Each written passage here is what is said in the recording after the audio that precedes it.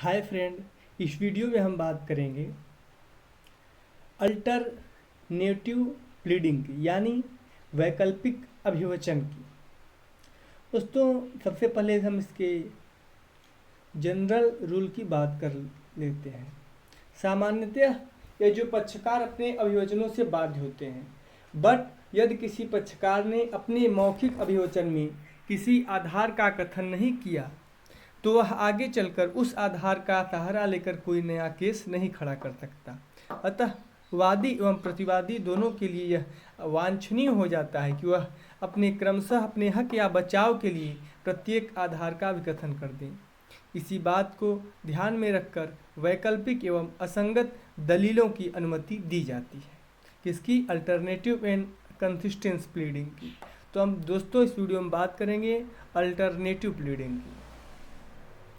Alternative pleading. Supreme court ने firm Srinivas राजकुमार बनाम महावीर प्रसाद, यह 1951 का केस था कि महत्वपूर्ण केस में अवलोकन किया एक वादी विकल्पतः कई अधिकारों का आश्रय ले सकता है और सीपीसी में इस संबंध में कोई रोक नहीं है।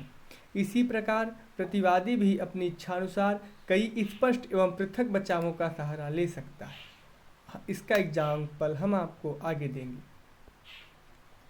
क के किसी मकान पर कब्जा प्राप्त करने के लिए ख उसके स्वामित्व का दावा इस आधार पर कह सकता है कि वह क का गोद लिया हुआ पुत्र है, अथवा विकल्पतः यह कह सकता है कि क ने उसके पक्ष में उस आशय की एक वसीयत कर रखी है।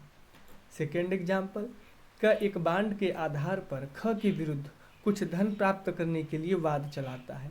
यहाँ ख अपने बचाव में कह सकता है कि उसने उक्त बांड को कभी भी निष्पादित नहीं किया, अथवा विकल्पतः वह यह कह सकता है कि उसके विरुद्ध क का वाद मियाद के बाहर है।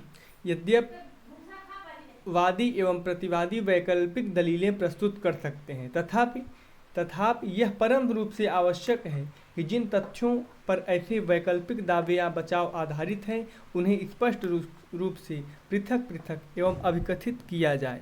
यह कहा गया था लक्ष्मी बनाम A.N. राव AIR में। एक रोचक स्थिति उस समय उत्पन्न होती है जबकि वादी ने वैकल्पिक अनुतोषों की प्रार्थना की हो और उनमें से एक प्रदान कर दिया जाए, फिर भी वह इस बात के लिए अपील करे कि वह अन्य वैकल्पिक अनुतोष उसे नहीं मिला।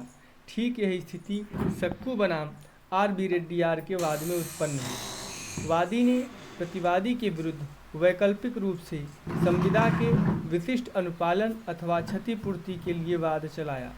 परीक्षण न्यायालय ने उसे क्षतिपूर्ति का अनुतोष प्रदान कर दिया। तब उसने उच्च न्यायालय में अपील करते हुए कहा कि उसे संविदा के विशिष्ट अनुपालन का अनुतोष प्रदान नहीं किया जाना चाहिए था। उसके तर्क को अस्वीकार करते हुए न्यायालय ने कहा कि सभी वैकल्पिक अनुतोष समान रूप से देखे जाएंगे और एक का लाभ मिल जाने पर दूसरे के न मिलने की शिकायत नहीं कर सकता। इस प्रकार की अनुमति प्रदान करने से केवल वादकारियों की सदन को प्रोत्साहन मिलेगा और परीक्षण न्यायालय के समय का अपव्यय होगा।